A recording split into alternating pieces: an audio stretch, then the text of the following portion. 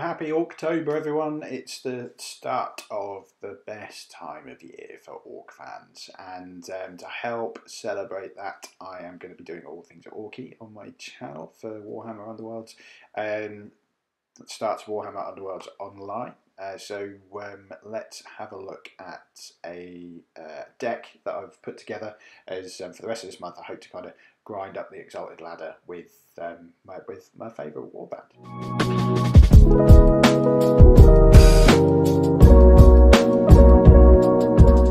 Okay, so this is the second time I've had to film this, as unfortunately I forgot to change the camera for the first video.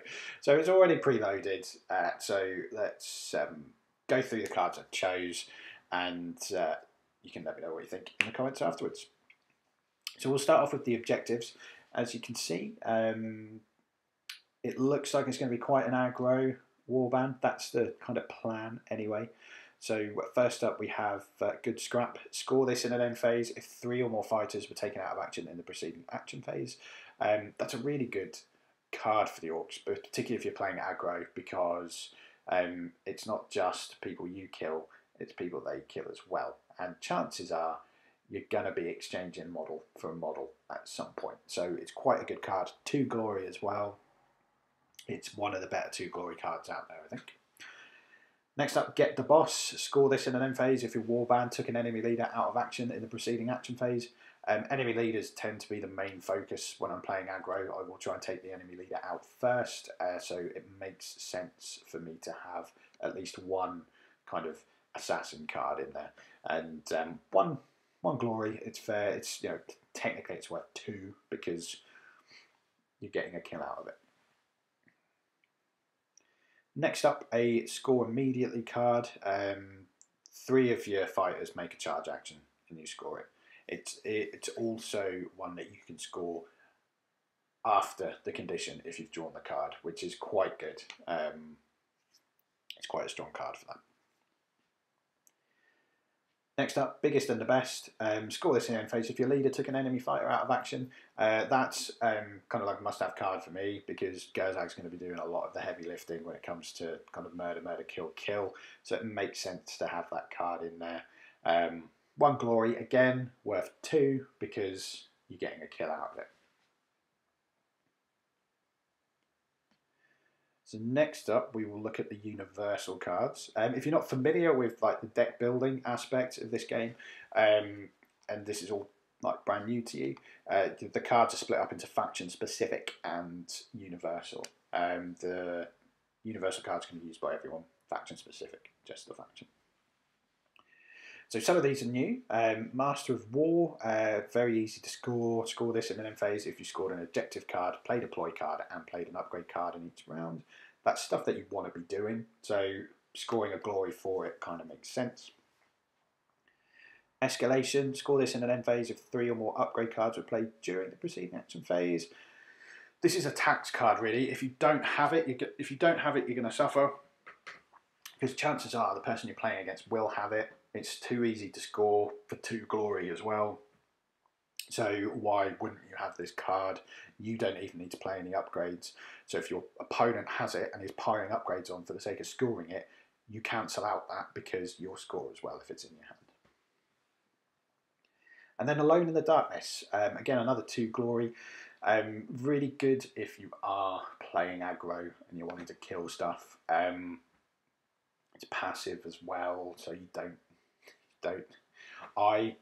With my Skaven deck that I did quite well with in Shadespire, I won a game because of this, and all of my guys have been killed because I had Alone in the Darkness. Because I had Escalation, I scored 4 glory. He didn't have Alone in the Darkness, and he only scored his Escalation, and I won.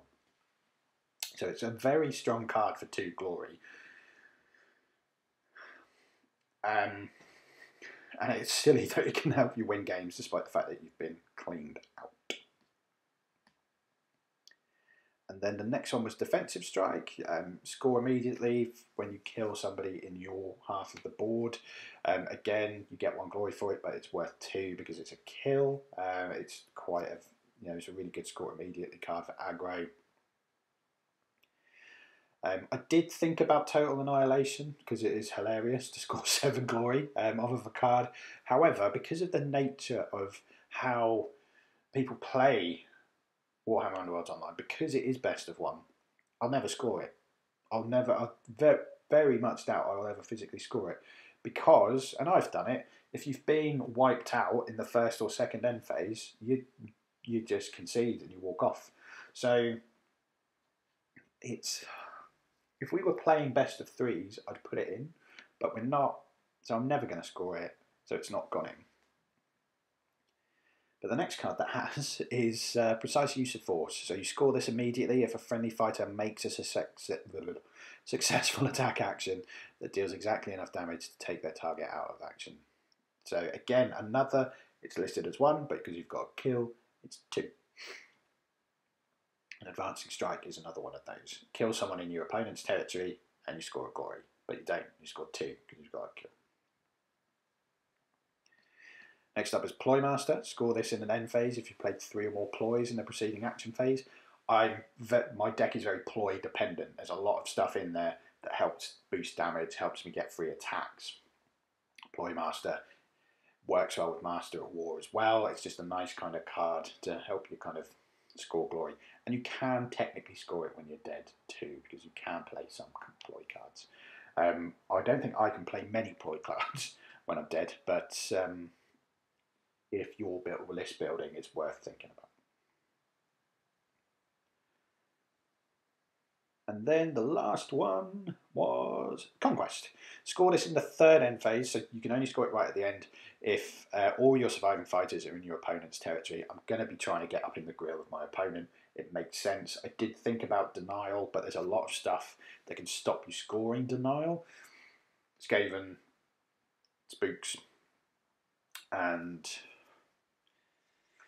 Eyes of the Nine can just drop the horror in at the end and ruin your day. So Conquest kind of makes sense. It's not something that the enemy can really stop unless they've killed you or they've got lots and lots of push. So it kind of makes sense for me to put that in there. 16 points, that's quite healthy for Underworlds Online. So I think I've got a nice little kind of aggro deck there, and I'm looking forward to cracking on with that. So next up is the Gambits. So we'll look at the Orky Gambits first. We've got Cunning but Brutal in there. Basically, it's a reaction, and you play this after a friendly fighter's move. I then get to do a free attack. And the importance of that is, because it's a move and not a charge, I can attack again. So if I miss, I get another shot if that person's still there. Or if I do shenanigans and end up in a different place, I can attack again. Then we have Gorka Morka's Blessing, +1 damage to the first attack action with a range 1 or 2. Extra damage is good because people like Hacker and Basher have low damage output. So it's quite good to be able to give them like an extra kind of punch, or give Gerzag an extra punch to get a kill. Brutal but Cunning, play this after a friendly fighter's attack action. You can push that fighter up to 3 hexes, so works brilliantly if you've already played that. Being able to just shove Gerzag an extra 3, you can send him on a little killing spree, particularly if you have this card as well, having a good time. Choose a fighter, roll an attack dice. If you roll a hit or a crit, they can make an attack action. So just on these cards alone, I can make a move with Gerzag, kill a rat, dead. I then can play Brutal but Cunning and push him 3 hexes in towards another rat. Having a good time. Get an attack, kill a rat.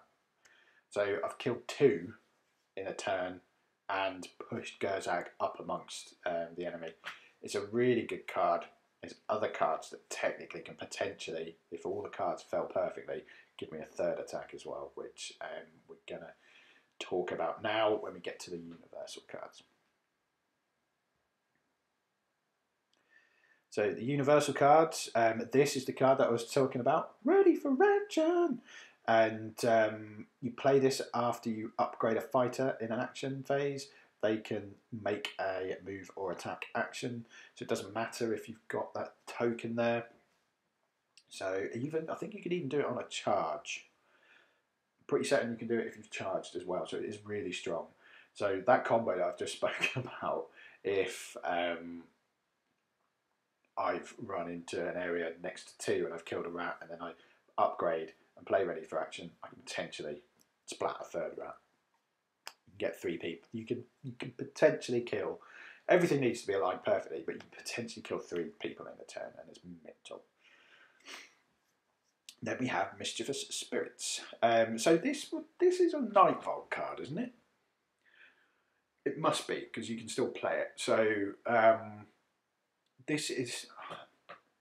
I'm playing aggro, but this is a card you need to take in case you come up against someone playing objective grabbing, because you move, all of the objectives move 1 space.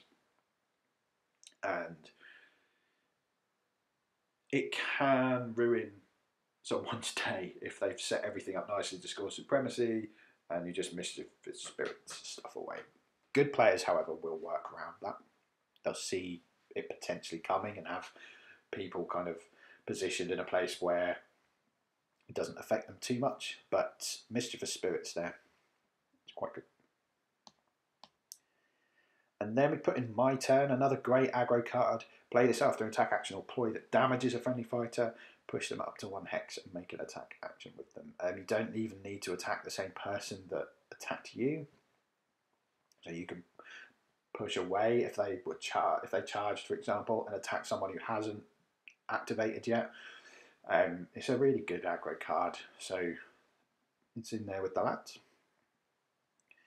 Twist the Knife reaction.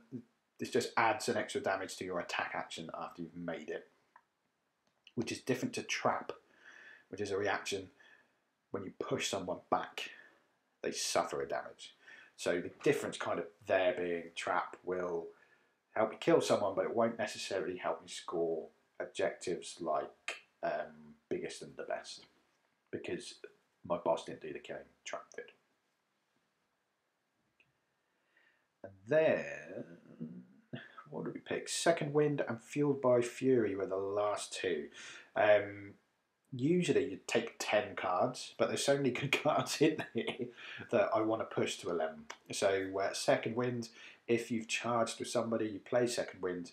Just for that turn, you swap the charge for a move token, which means you get to do another attack. Quite good if you missed your first one. And then Fueled by Fury, reroll any attack dice. So rerolls, rerolls, rerolls. It's a great to have. Gurzaag gets 1 built in when he inspires, but the other guys don't. And when I go through my upgrades, you'll see why I've shoehorned this in there as well. So next up we have the upgrades. We'll look at the Orc ones first. Waaaaagh, fluffy, love it, stick it in. This fighter's attack actions with a range of 1 or 2 have +1 damage. In a phase in which they make a charge action. So if they charge, they get extra damage. So you'll notice I have lots of kind of extra damage stuff in here. This is mainly for Hacker and Bash's benefit. However, these cards do work well with the weapons upgrades that I'm putting in. Unkillable. This is a Gurzaag only card. During an attack action, if you potentially die, you roll a defense dice, and on a shield or crit, they don't suffer the damage, and they don't die. And you discard the upgrade, which it's an extra life for Gurzaag, and playing against it, it ruins your day. So it's a kind of must-have if you're playing Orcs. Then we have Crush and Cleave. This fighter's attack action gains Cleave. Gurzaag or Bonecutzer can have that. Cleave's such a big deal, particularly now Fiends are quite high up on people's list on what they play, as is Stormcast. And Eyes of the Nine. A lot of people are playing Eyes of the Nine at the minute, so this is a great way to kill the chicken. Cleave is, if you're not familiar, Cleave is basically, it ignores shield attacks, so it just cuts through. So if you've got Cleave, you're going to have to roll crits to defend it.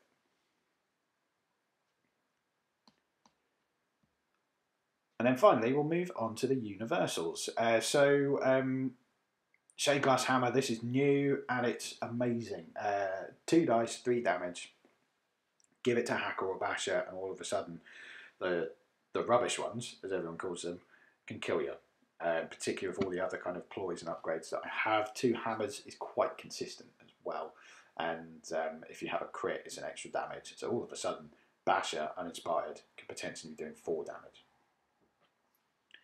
Helpful Whispers. If this fighter has no adjacent friendly fighters, then rolls of support are a success when they make an attack action. That's good. You know, it's particularly with Waaaaagh, I'm going to be kind of charging and doing stuff on his own. And then maybe using the other 3 to mop up anything that he doesn't quite kill.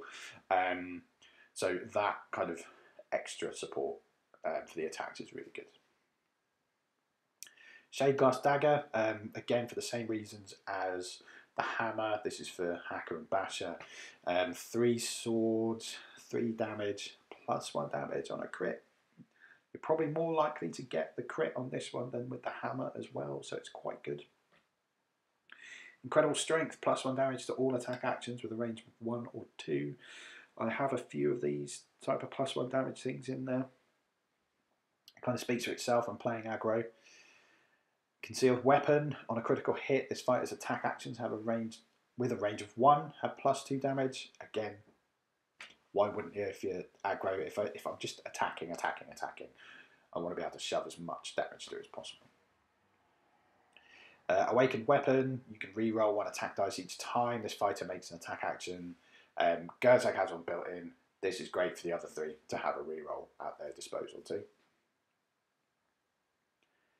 And then, I think this was the last 2 more. So Great Strength, plus 1 damage to all attack actions with range 1 or 2.